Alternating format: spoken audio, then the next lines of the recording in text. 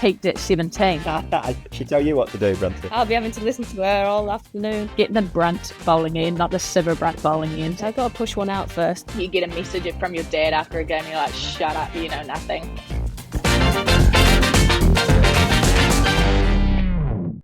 Hello and welcome to Under the Lid, the pro cricket show with me, Jack Brooks. And me, Katherine Sciver-Brunt. And as always, this podcast is brought to you in partnership with the PCA and the Cricketer. Brunty, first thing. Yeah, how are you? Look at your hair. I've had a haircut. Have you had a haircut? I have, yeah. For those who are tuning in on YouTube. It's been a while. Well, I was long overdue. My hairdresser did almost not realise who I was when I walked in. Well, that's what happens when you're a fresh dad and you got a fresh one. Yeah, there's a few things, just self-care out the window. And my hairdresser. If anybody's tuned in today, I look about 47 today. You look great. Must be all that time on TV. It's all. I know. Well, I could do with a 5 o'clock shadow, couldn't I? When all your skin looks great, but that's not happened. So, anyway, what did you think to the Test match? Well, I was going to say there's only really two main talking points probably, and one of them is it's all about Jimmy and Lords, isn't it? And you were lucky enough to be there. I couldn't get there. I was really hoping to get there on the Friday, but I just had too much on. But I really enjoyed watching and listening from afar on TV, actually, with all the montages and all the lovely messages and everything all about him. But he bowled beautifully as well, didn't he? Yeah, he actually did bowl some seeds. He was actually really unlucky, wasn't he, to not get a few more, but I am happy that he didn't just. At one point I was like, after day one, I was thinking, is he really just going to get one or two? And he didn't get to place the ball either.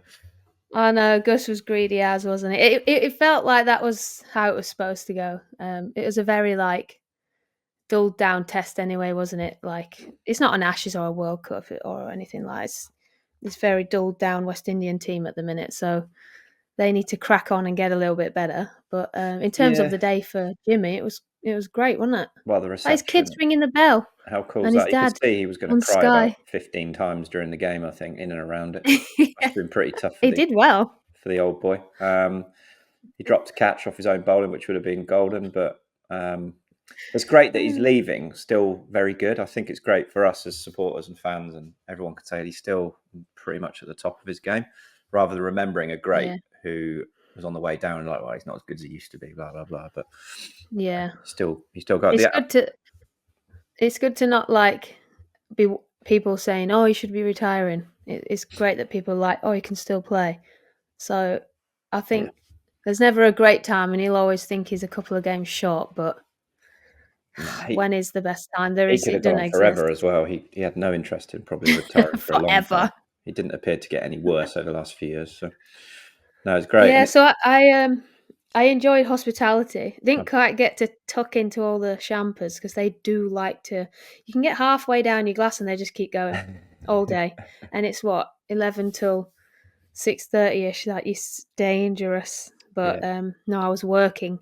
My first time in hospitality, quite enjoyed it. Really easy day. Nice. Pretty much just get to watch the Test match all day, but I like it now and then. Probably not my full-time gig, but it was good. And then isn't it? Straight from that to the Oval to open a gate. I was going to say the next main for a woman. Point, your lovely wife, the planet's best women's cricketer, has now got some iron named after her, isn't she?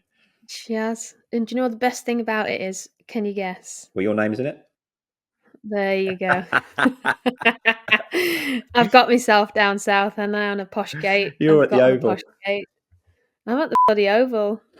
Don't even. Fantastic. She's going to want me to reciprocate at Headingley, hint, Headingley. Yeah, you need to get something at Headingley, don't you? We need a Katherine Brunt end, don't we? I mean, let's be real. Somebody needs to be steaming in from the KSB end. It's got to be something at Headingley they can name you after. Remember, you can send in any feedback or questions by using the hashtag #UnderTheLid or email us at hello@underthelid.co.uk. We love hearing anything, feedback, abuse, a bit of fun, a few japes, anything about us or any guests or just anything in general. Moving on to our guest this week, a bit of a current legend on the international scene. She's one of our superstars from New Zealand. You can tell us a little bit more about her, Katherine. Yeah, she's you just said the word legend there, and she is, and will certainly will be by the time she's done. But she's only still very young, which makes me very jealous because she's got lots of cricket to go, even though she's already played lots and very experienced. Kiwi, one of my favourite teams and countries on earth, so it's easy to like her. She's a good mate. She's had a stint at the Mumbai Indians, and she's over in England currently playing in this series that England are unfortunately winning every game in, but I'm sure she'll give us the background on why that might be happening. And so we've got our special guest is Melie Kerr. Let's get under the lid.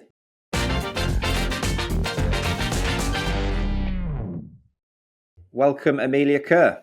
Thanks for having me, Jack, Katherine. Great to meet you. Great intro, Katherine.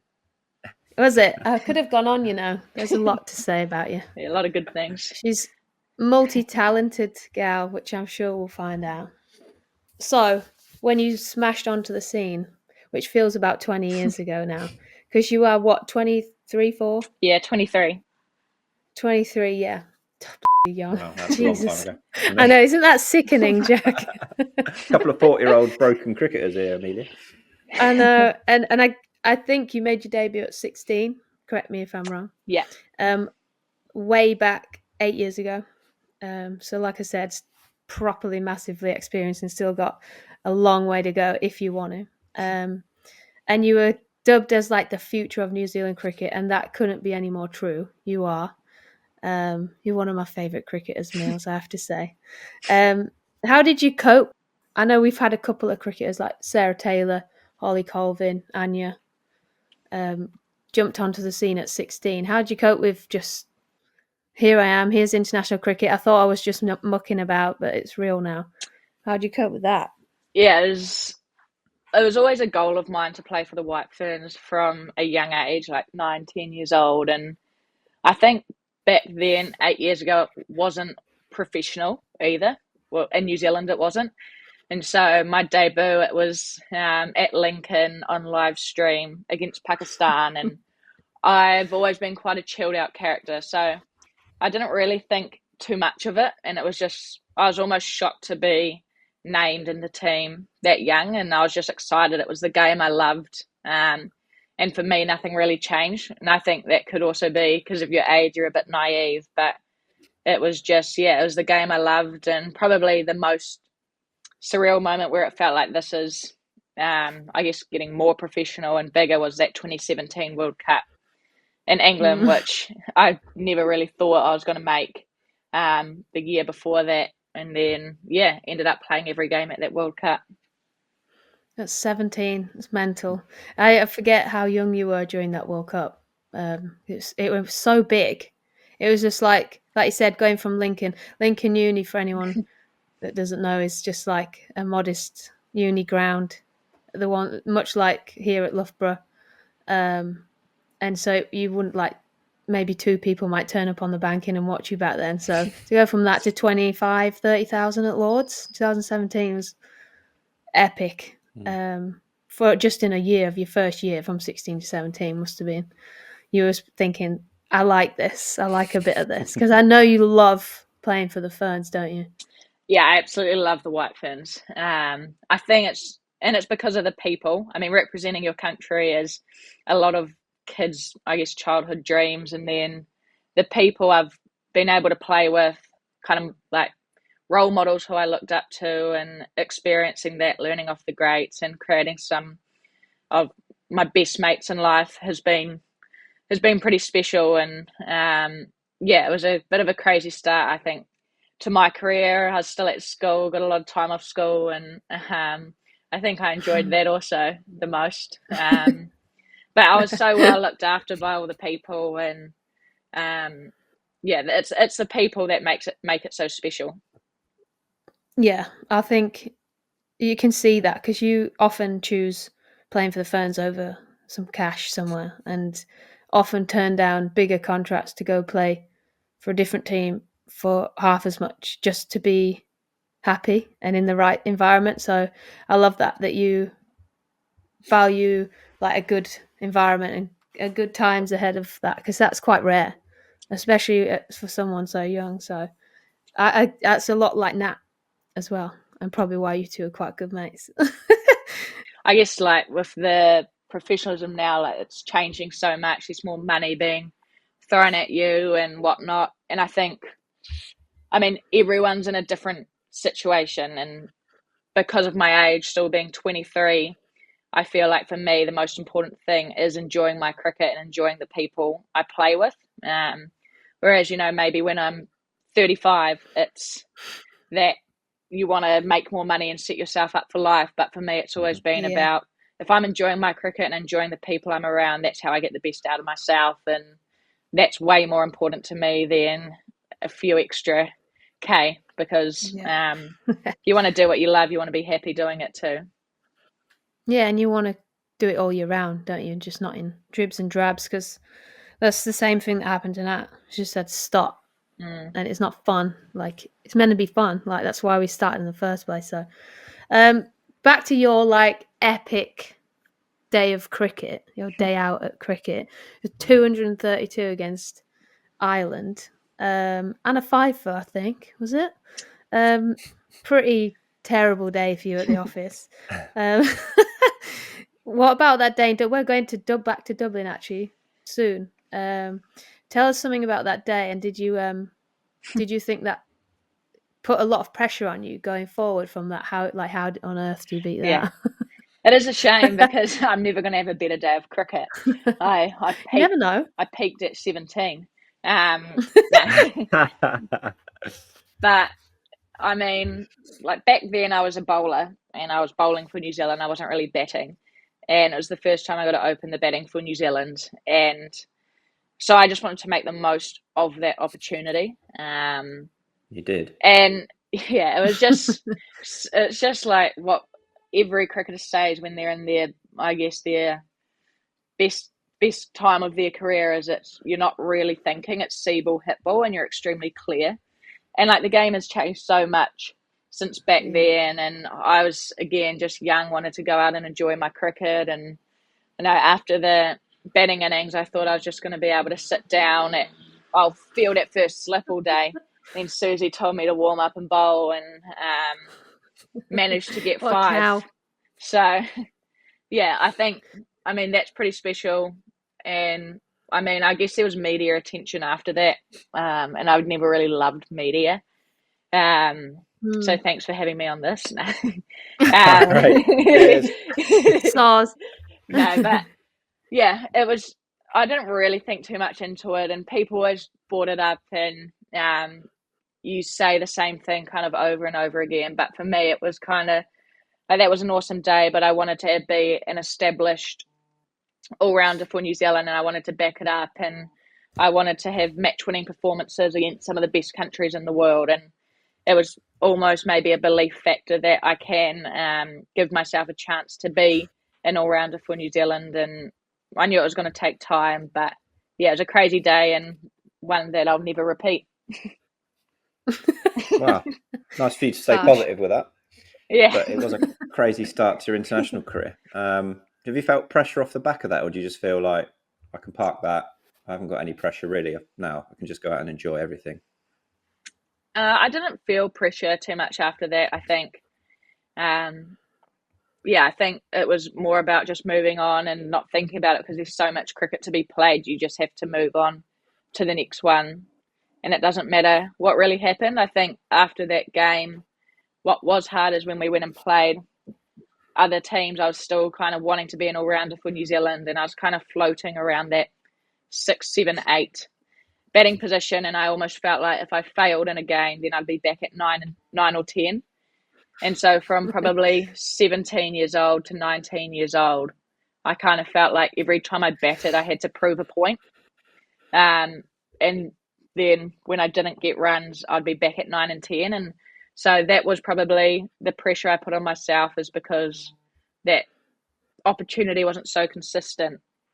I put that pressure on myself, but I was always being picked in the 11 because of my bowling. And it probably was when Bob Carter became coach of the White Ferns, and in 2020 he just batted me 4, and that's probably when I believed a bit more in my batting. He helped me a lot, and I had that consistent opportunity. And also from the failures in the past as well. I think it's hard to be successful straight away on the job. You've got to learn, and even though the failures suck, you learn from them and get better. And that was probably the key.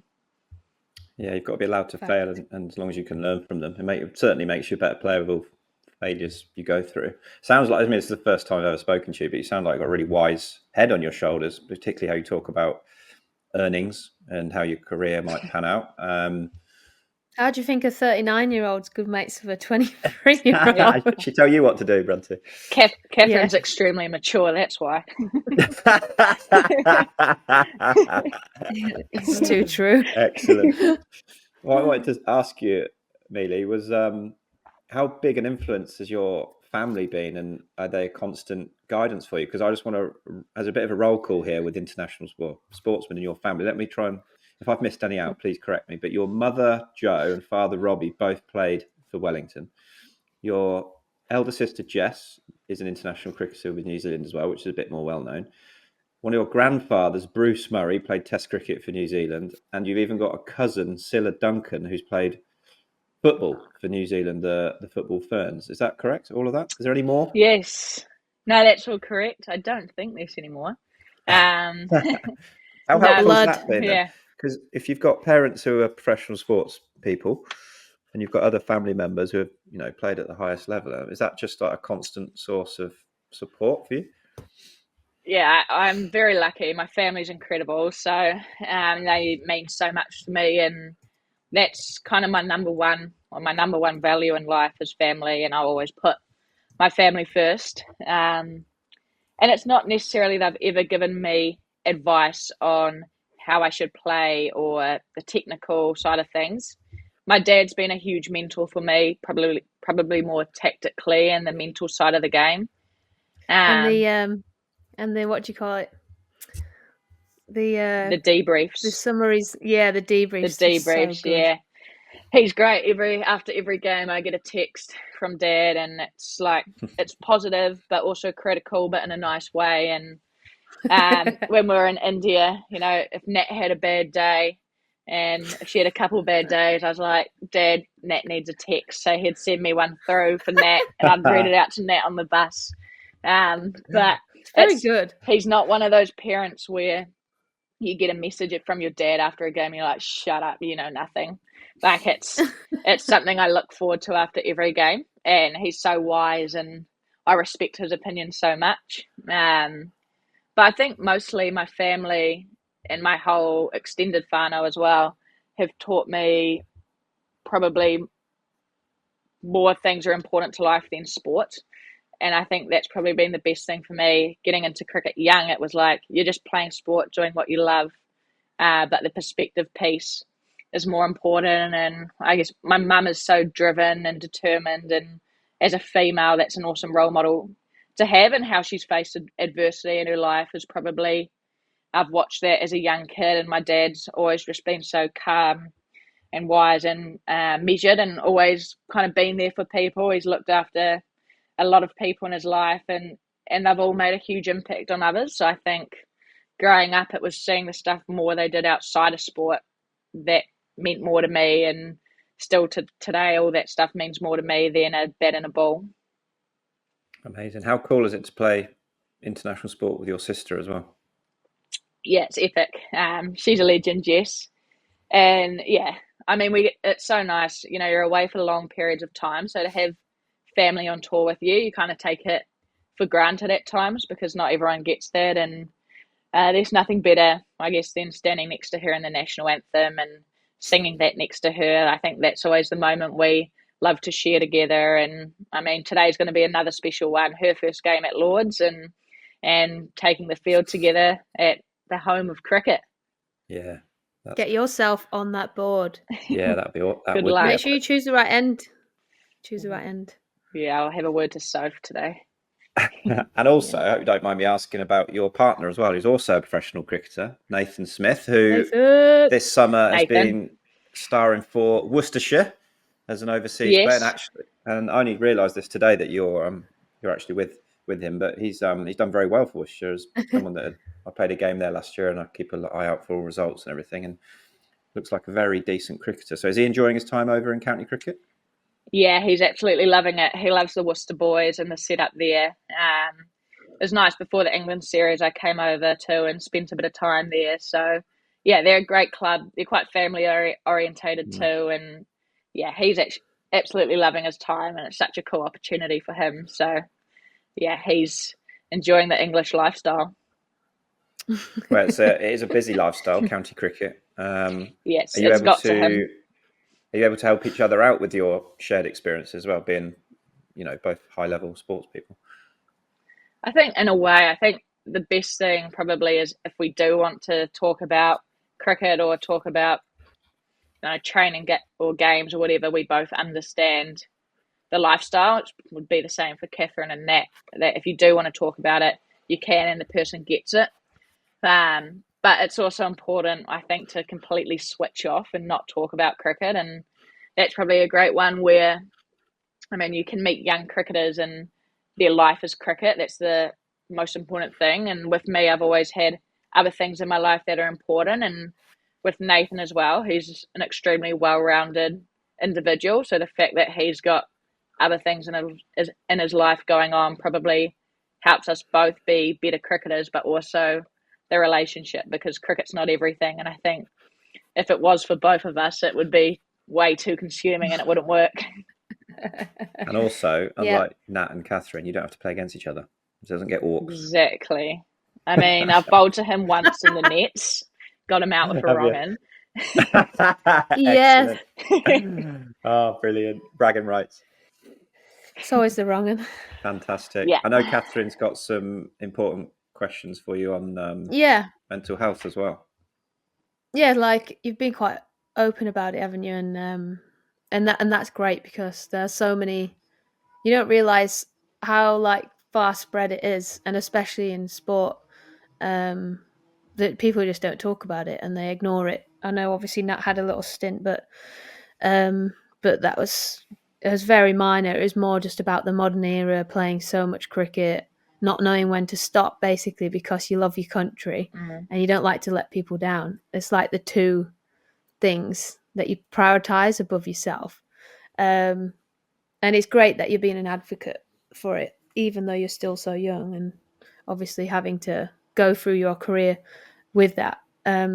So how important do you think it's been to have taken that time off and dealt with it in such a great, mature way, and still be able to come back and perform even better than you ever did before?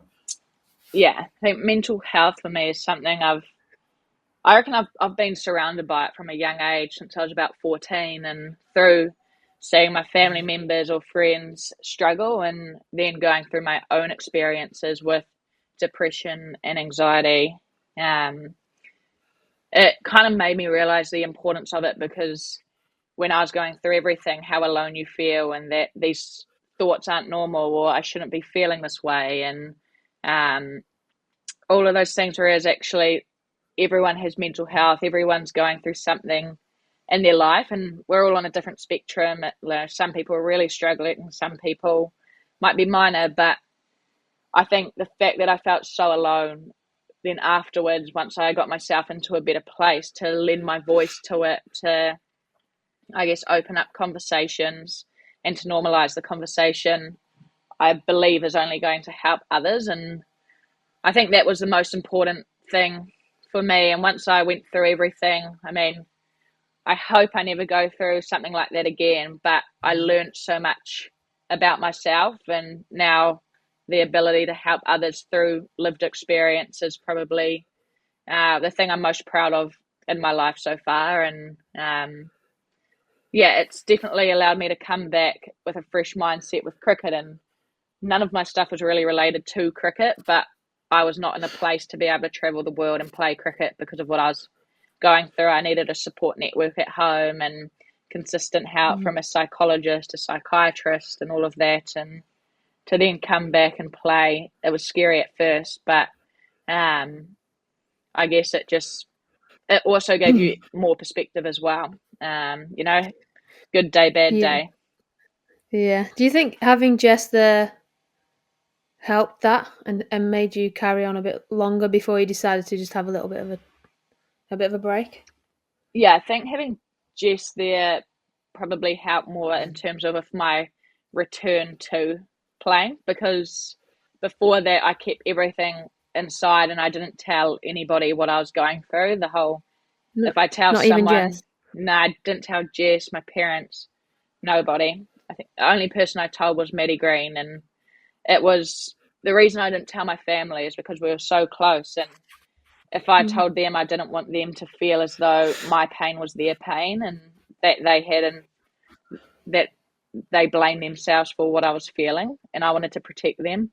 So I didn't tell them, but once I'd kind of gone through it all and my family had been my support and then I'd been more open, going on tour, having Jess was so important, because before that period when I was in my break, I was um, not able to sleep alone. So I was always with someone.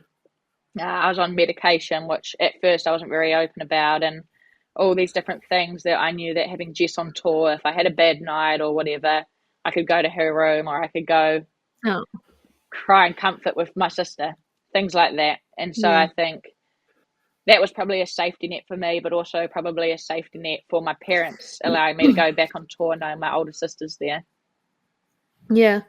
I think when you say about like reaching out, like, helping other people, even just talking about it now on this will definitely help other budding young cricketers everywhere around the world. So we're very fortunate to be getting under the lid with you, Meals, that's for sure.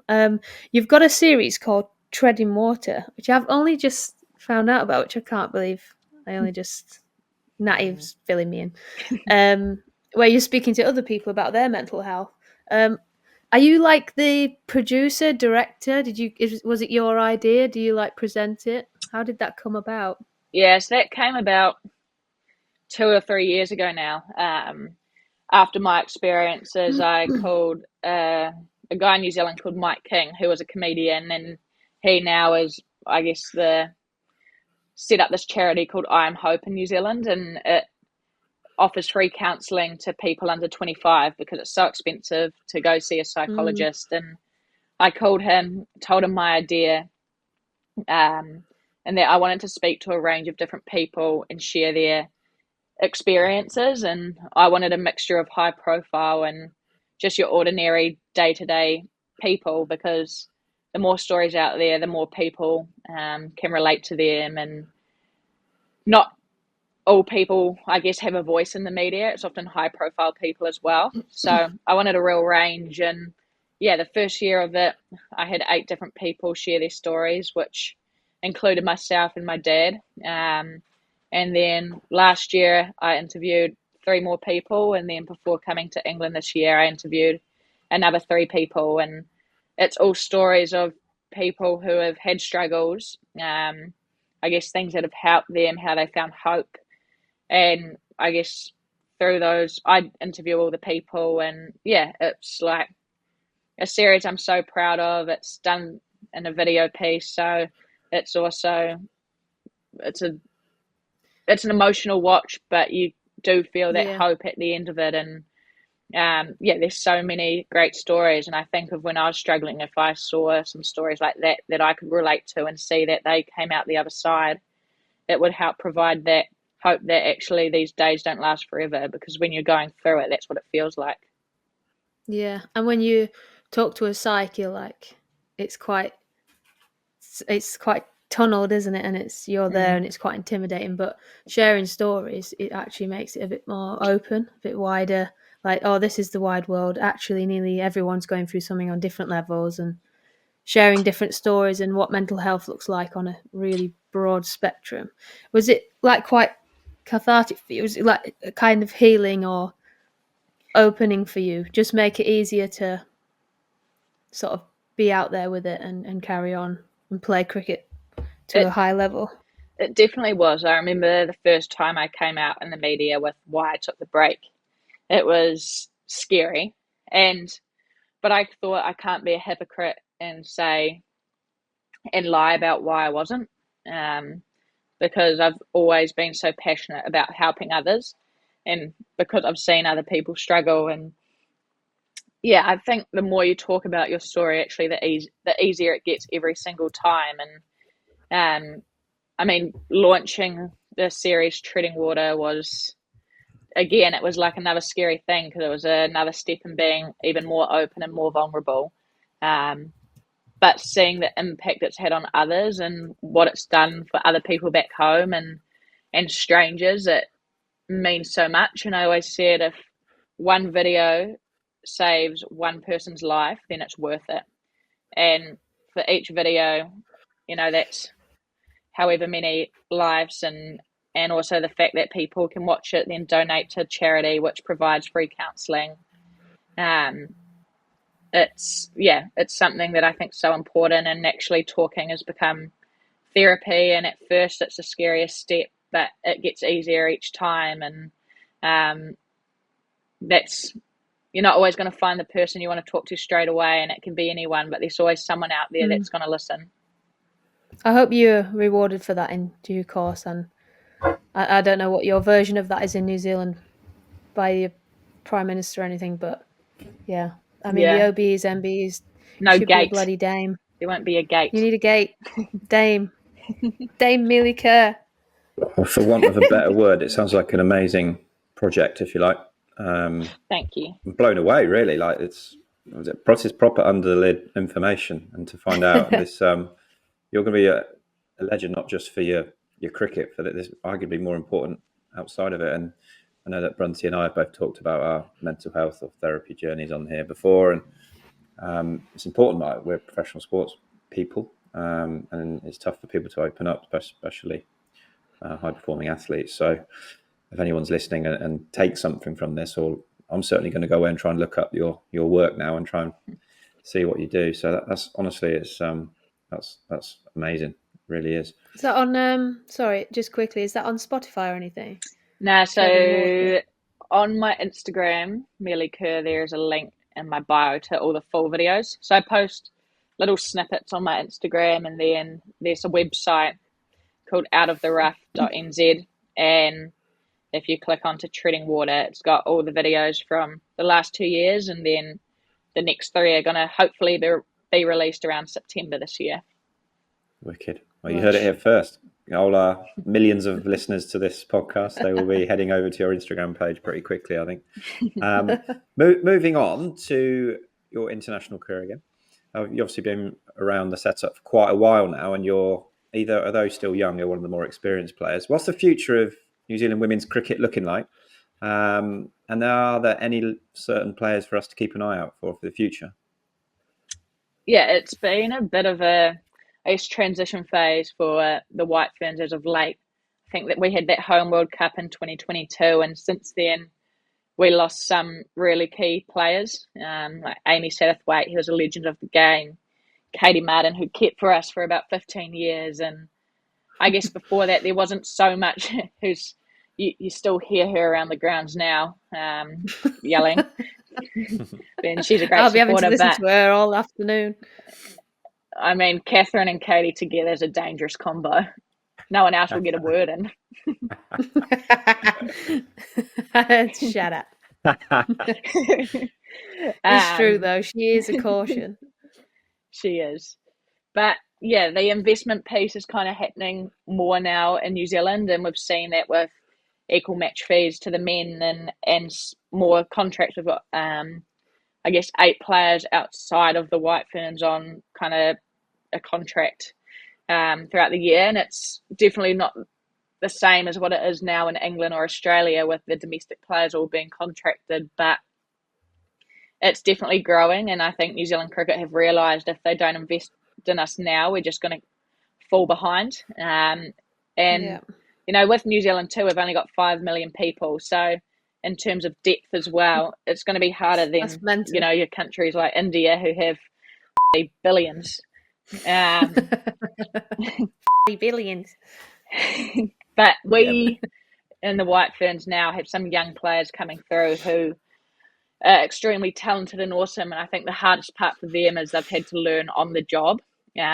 Some have probably played more games for New Zealand now than they have domestically for their own teams, but they've stepped up, they work pretty hard, and the more they are challenged to international cricket, the better they're going to be, and some of them are still only 20 years old. So I think in terms of moving forward in the future, we're in a really good place in terms of we've got young players who are stepping up and learning in a tough environment, but their resilience and the way they turn up and work hard and train and want to get better is exciting. And for me, being a young player, knowing that I'm not going to be able to play with Susie Bates and Sophie Devine for the rest of my career, but knowing that these young girls are there and coming through is exciting for me, because I think they've got so much talent and they've got the work ethic that it's going to be an exciting kind of 5-10 year period. And I think a lot of the White Ferns that are playing now, those young ones, are a lot of players to look out for, because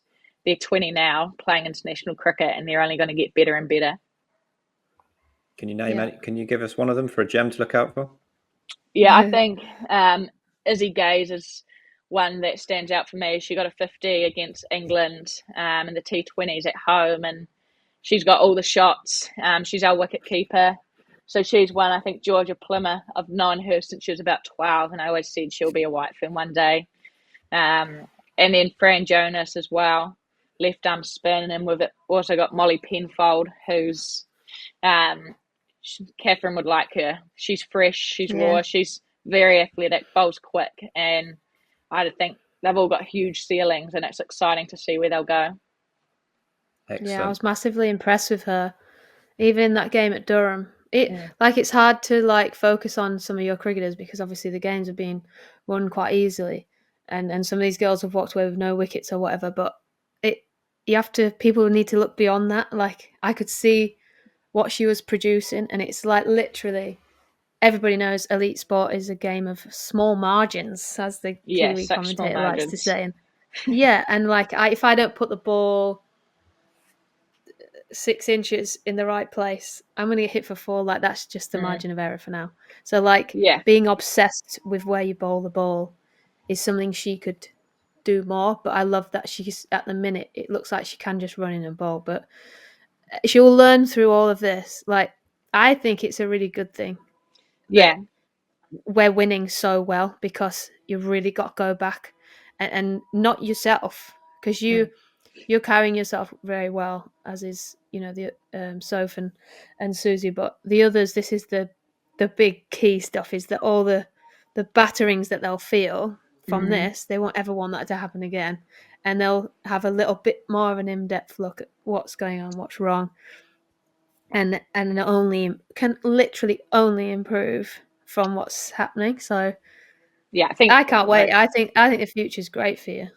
I think you want to challenge yourself against the best players in the world, and like you said, missing by 6 inches, you get hurt. And I think that's what the English bowling attack is so good at. They're so extremely consistent, and I mean, it looks like we have been smashed by England in this series, but I think there's been moments of some really good stuff, and it's taking the confidence from that when we are at our best or really good, we can compete against the best sides in the world, and taking that back home, and it's just doing it for longer. And you want to challenge yourself against the best, because then you're going to get better, and then you go play more cricket around the world or turn up to a World Cup, and you've got to beat them in a one-off game, and you turn up for that and you play at your best. But it's tough cricket, but it's only going to help us learn and grow, I think, moving forward.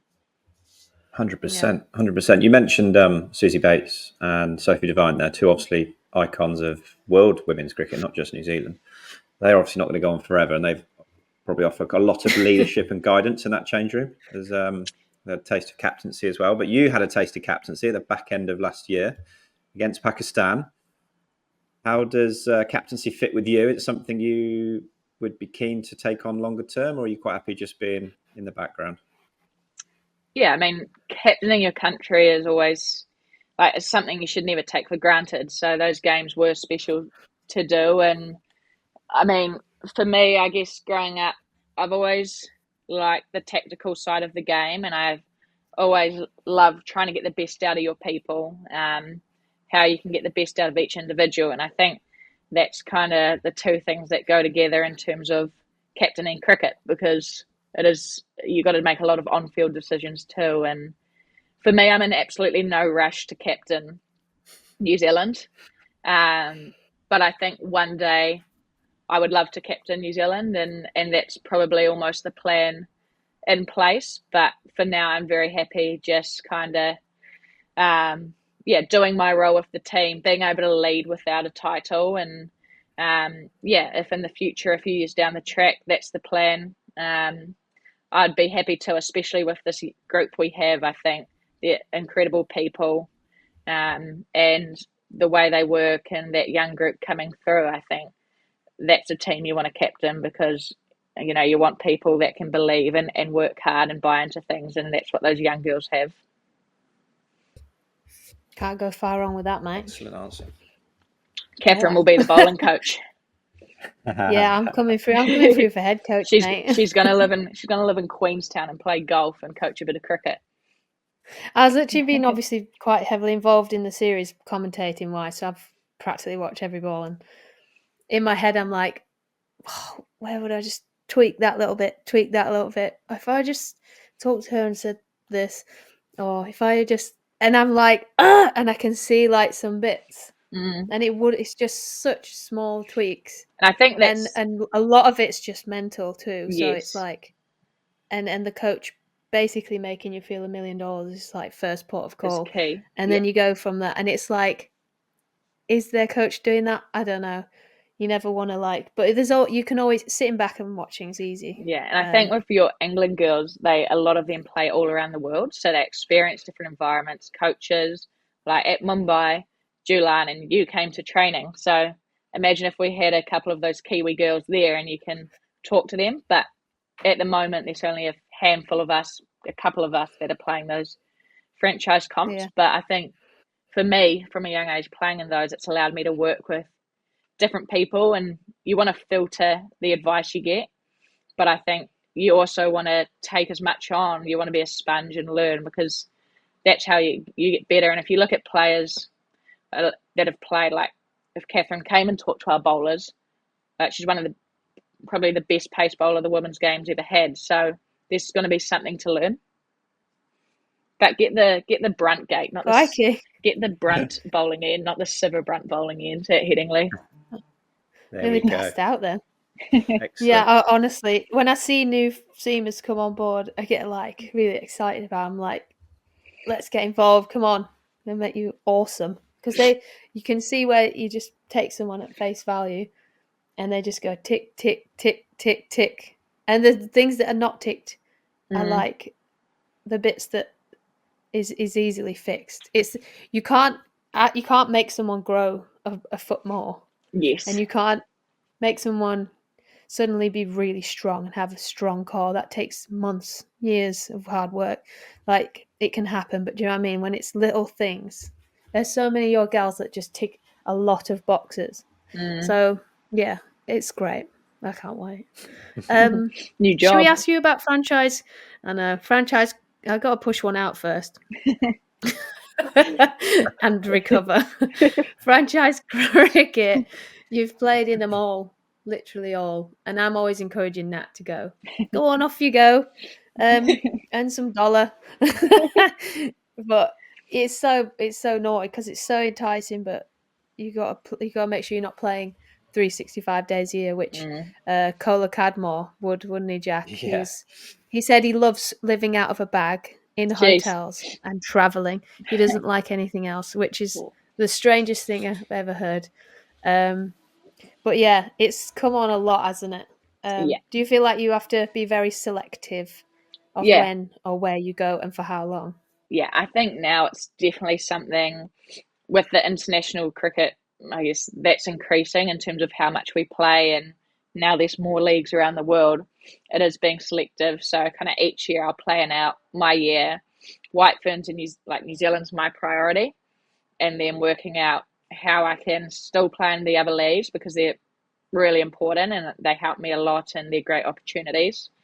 But as long as I keep turning up fresh for New Zealand, that's the key. And like this year, I'm not playing in the 100, and it's a comp I absolutely love, but it's just the amount of cricket we have, and obviously Big Bash is closer to home and it's been shortened this year. So yeah, it's each year I just got to work out what I want to do, and if I can play in all of them, that's awesome. But I think that's going to be less likely now because of how much women's cricket there is.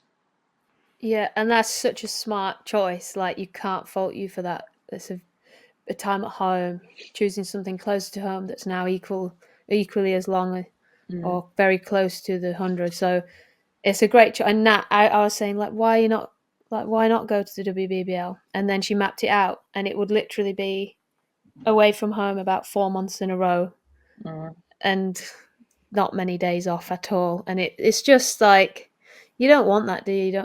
You know that you're like, yeah, I can get through that, and then you do, and then you're like, what the hell have I done that for? Now I'm not sure about the next few months after this, and it's an Ashes. So you're like, right, what's more important? So it is absolutely something. They have that. Do you have that something called this? It's the Future Tours program, and the ECB map out the next 12 to 18 months what they look like in as much detail as they can. They never used to let us do this, so we'd never ever be able to book a holiday in or time off. We're like, where's our time off? Well, I don't understand, why can't you let us know? But now they have to, because the IPL needs to have a month in the world schedule. The Ashes needs to have a month, whatever. So it's great that you can look ahead and be like, because you don't know, like, in your head you probably could get through it all. Yeah. But you just don't want to risk it, do you? So yeah, and I think I'm big on, like, once I make a decision, so like I'm not playing the 100, then that's my decision. I'm not playing it, and I'm not going to be like, oh, I wish I was. And if I did commit to playing in the 100, it's like, cool, I'm giving that team my all, and I've committed to that. And it's the hardest part is making the decision, but once I've made the decision, then I'm fully in or fully out, and you live by that, knowing you've made the best decision for yourself. How was your experience of the 100, Melie? And where was your favourite ground in England? My favourite ground in England is the Oval. It's a great ground. it is great, isn't it? Yeah, that could be controversial to people who love Lords and are traditional, especially because Lords was the home ground for my team. But yeah, no, I think the Oval atmosphere, the way they're kind of like above you, and they always get a good crowd there. It's a bit of a party atmosphere, so I love playing there. Paddy, great I love it spot. when they get. Where am I going? I'm going to the Oval soon. Today, 23rd or 26th. Today, for the 100. I'm obviously going to Lords today. Don't forget, See you there. But the Oval next week, and they've got, is it Cat Burns? She's a musician. I actually really like her. She's so good, and she's performing. I think it's the opener. I think the Oval always get the opener, don't they? Yeah. Set the standard. They always get the fireworks all the way around the stadium. It's pretty cool, actually. I don't know, if I was a fan, the 100 would be top of my list, I think. Yeah. In England, it's pretty sweet, isn't it? You can get just enough bevies in, bit of entertainment of both cricket and music, and then they've really upped their game. Yeah, it's a good day out. This year. The 100. Get there, get your fries. No, choose something healthier. Get a salad, Katherine. That's what you'd be eating. No, you'd be on the real ales, Katherine. We know that, don't we? No, I'm sober now. I'm sober. Sounds like I've got a problem. We could move on to the guest stat alert, which is one of our weekly segments, regular segments. We do have a siren for this one, Melie, as well, which is even more posh. Yeah, so it's the Cricket Archive guest stat alert on you. As already mentioned, you hold the record women's ODI score of 232 not out from 145 balls. Yes. With 31 fours, 2 sixes, no less. Only Rohit Sharma and Martin Guptill in the men's games have actually managed better than a little bit more. Yeah. So you are a superstar, and you're the only woman to score a century and take a 5 for an ODI. You took 5 for 17 that day as well, as we mentioned. I feel like that will never happen again. Ever. Not likely. Come on, Nat. And it's only 4 men's players have done that feat in international ODI cricket, and that's Viv Richards, Paul Collingwood, Rohan Mustafa for the UAE, and Baz de Leede for the Netherlands. So you're in a select group. I think if Nat bowled like not medium paces. Like if she had 5 mile an hour more, or she was a leggy, Yeah, or a left armer. or left arm off. Yeah, then she just needs a wet green pitch one day, doesn't she? And just to she just needs to stop bowling and just. I know she's hobbling back to her mark at the moment. We'll give a quick PCA MVP update before we move on to the next big question. In the PCA MVP standings in the men's game, Hampshire's Liam Dawson, my pick pre-season, maintains his place at the top of the overall men's standings. In the Blast, Michael Pepper has been an unbelievable form recently. He is now up to second. He made 120 this week against Sussex in the Blast, and he's certainly one for the future. And how good would it be for England if they had a Salt and a Pepper open the batting at some point? Dan Mousley is third overall, the Warwickshire all-rounder, and top of the Blast table at the time of this recording, just ahead of David Payne and Michael Pepper. Very, very close, and I think it's going to go down to the wire. How's the women's MVP looking, Brunty? We say Pepper, you'd say Peeper. Pepper. Deck and Dick. That's my favourite. Dick. Well, in the women's, you've got Katherine Bryce, my Scottish pal, who I love dearly. Is still at the top of the overall, which is grand. But she's narrow. Oh my god, I can't say the word. Narrowly ahead of Charlie Knott. A filthy Aussie is on her way. That was a great signing, by the way. I saw her play the last few years in the BBL, and then her last year I was like, she just looks like somebody you wouldn't think be able to play cricket, and then she plays cricket and you're like, she can play cricket. So it was a great signing because they would have got her for a decent amount, and she seems like a keen bean. So you got Charlie Knott in second and Holly Armitage, me Yorkshire lass, third. But in the Hey-Ho Flint standings, we have actually got 2 Aussies in there, with Amanda Jade Wellington, another leggy, and actually Holly Armitage is a leggy also. So the leggies are really dominating the MVP this year. But yeah, an all-rounder at the top. Shock. Always going to happen. Right. Next segment, Melie, is Under the Lid's big question. So every week we ask a guest something that hopefully, obviously not everyone in the world, because you're going to have told someone, but most people don't know about you. And hopefully it's something a little bit more on the quirky side, but not too dodgy. But we have had a tattoo on the ass, so you can, expand. So, Melie, tell us something we don't know about you. That's a really tough question, and I had time to prepare. And I prepared nothing. Excellent honesty. So, one, I play guitar, which most people actually know, I would say. Well, not most. Not everyone. Not everyone. I didn't. Not very well. She does play well. I have a very musical family. I don't sing. I like singing, but I don't sing that well. I'm a good rapper though. Who's better, you or Jess at singing? Jess is the singer in the family. That's why I like singing the national anthem next to her, because you sound really good. Because it's nice.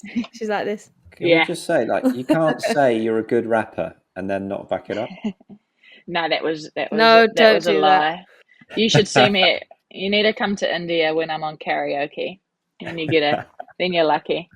But no, what are the sports? I grew up in a musical family. We had the English round for a barbecue. Katherine was there at my family house. My grandma was on the piano, and everyone was singing around. Amazing. It was a good night. But when I was younger, I did athletics, because my sister did. And when I was 10 years old, I was actually the discus champion in Wellington. Oh, there we go. Could have been Olympic hopeful. Yes. Could have. Boom, I didn't know that. I don't think I grew much since I was 10, so I might have struggled to keep that up. You dominated at that. Yeah. Right. Kind of leg spin though, isn't it? Yeah. With a slightly heavier ball. Some revs on that. Yeah. Right. We've moved on to our last round, which is the quiz, NAF quiz. So, you get a score on a board, which is coming up right now.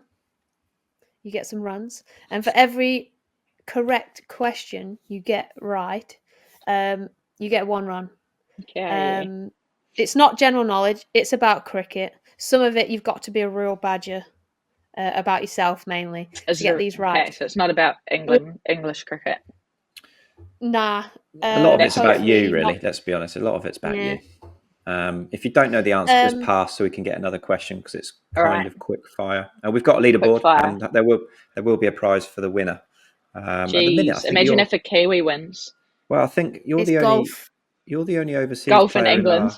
in our list. You've, three Yeah. three is the bottom score, and the leader is Ollie Hannon-Dolby still on 8. So as long as I beat 3. Right, I'll count you in. Are you ready? 3, 2, 1, go. How many balls did you face during your ODI record innings of 232 not out? 145. yes, correct. Yeah. What fielding record did you achieve in an ODI against India in 22, where you also scored 119 not out? Fielding catches. Yes. Do I need to say Correct. how many? Who has a no? Who has a better international T20 batting strike rate, you or Jess? Jess. Nah, No, trick you. question. Who did you dismiss on your ODI debut against Pakistan? Sana Mia. Yes. Correct. How many tests did your grandfather Bruce play for New Zealand? Same as me. 20. 13. Yeah, generous. Which country have you taken the most T20 wickets against? Ooh. India. England. How many times have the Sydney Sixers won the women's BBL? Twice. Yeah. Yes. How do New Zealand play in their first match? What? Who do New Zealand play in their first match of the upcoming T20 World Cup? Who have you got first? India. India, correct. Yeah. That's 100%. not great. What will make you happy though is that 5 beats Natty. No, it doesn't. It's same as. Twins. I thought she got 4. She was pretty bad. So Just out of interest, There you next go. question, and we've had this question for all of our listeners, or most of them, is how many Instagram followers do you have? Do you know how many you've got? 300k. Not far off. Not far off. send us a few my way, will you? After this, after Under the Lid goes viral. I'll be millions. Millions. Millions. Literally millions. I think this is where we can literally let you go and Yeah. do some priming or something Great stuff. before you smash. Go get Before you ready. smash England. Yeah, who good are luck you- today, Amelia. Are you supporting us today then? I am actually, because I want you on that board in the changing room. Don't you got to get 100 or a fifer to get on the board? Yep. Yep. Well, so you yourself. that's tough. 20 overs. You can go see my 5 foot there. Yeah, I'll highlight it. I'll take a picture. You'd have to be in the home changing room though. I'm sure Nat will let you in. She will afterwards. It's like a museum. Right, Melie, Right. loved having you on. Thank you very much for your time. Thanks, Thanks, Katherine. Amelia. Lovely Thanks, to meet you. Jack. Thanks for getting under the lid You with too. us. Good luck Thank today. you. Thanks for having me.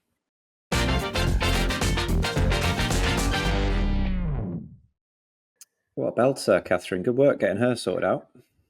I know. What do you reckon? Awesome. Like Great gal, isn't she? a lot to talk about, and very Yeah. articulate and measured and thoughtful for such a young lady as well. But hell of a journey Yeah. she's had as well, from a young age, and then also the journey away from sport with the mental health is really interesting. So that, like you said, if that can help one person, Yeah. then Already- this has been worth it. Already an 8-year journey and still 23, but willing to be so open about stuff that isn't easy to talk about. So she's a great ambassador for the game, and I hope she sticks around for a long time because we absolutely need people like her in women's cricket, and just women's sport in general. Yeah, She's brilliant. I love her. she's a fantastic role model. Moving on to some feedback we've had this week. Ooh. The first one, I think you can read out. If it's the same Alan Oh, go on Fordham then. that works for the ECB, that's interesting. Is it? Yeah, I Well, don't know. Might be. I'll read it out. Brilliantly put, Ravi Bapara. I said the same 27 years ago, but nowhere near as eloquently as you. My phrase was, there is only so much you can take, and that is what makes pro sport tough. And I didn't even play for half as long as you. It can get you anytime. Thank you, Ravi. So, great. It's great to have somebody listening and to resonate with as well. It's fantastic. Yeah, I mean, this is about sharing stories, isn't it? As well as talking 100%. to others. So Exactly. yeah, Tapping in emotionally with other people. Next one. Hi, Katherine and Jack. It's Grace from the mighty Devon. Love listening to the pod every week. Really makes my day. I recently went to Somerset Cricket Club, Taunton, to watch the ODI against Pakistan. And I met you. But I was too reluctant. This is you, Katherine, by the way. And I was too reluctant to really talk to you. My brother and uncle were trying to get me to talk to you as I'm a big fan of your wife, Nat Sciver-Brunt. I took this stunning no-look catch whilst walking to the club shop at the We Got Game play zone. But my uncle said, just imagine if Nat and Katherine had seen that. Wow, that would have been great. So no need to be shy, is there? You won't bite. Absolutely no need to be shy. I was way scarier playing than I am not. A lot of people say that's the most interesting part about me is that on and off the pitch, it's like Jekyll and Hyde. So feel free to come and say hello. I will not bite, I promise. Yeah, please do. If you Unless do you approach try and- Katherine, don't be scared. I don't want to be scary. Anyway, that's it for the feedback this week, isn't it? But we absolutely love it. That was great. I love that people when they write in and let us know that something's resonated with them or that they love tuning in every week. It's the best part of the week. Like that's such a heartwarming thing to say. So thank you for that. And if you want to leave any more questions or give us, any well, we've not had any abuse yet, so that's great. No, I don't think we have. It'd be nice to have some just to get some in. No, thanks. Then it's the usuals, #underthelid or email at hello@underthelid.co.uk. Indeed, and that is it for this week. Thanks for getting under the lid with us. Please like, subscribe, tell all your friends, and we'll be back next week with another fantastic guest. So have a great week, and it's goodbye from me. Ta-ra, loves. Bye.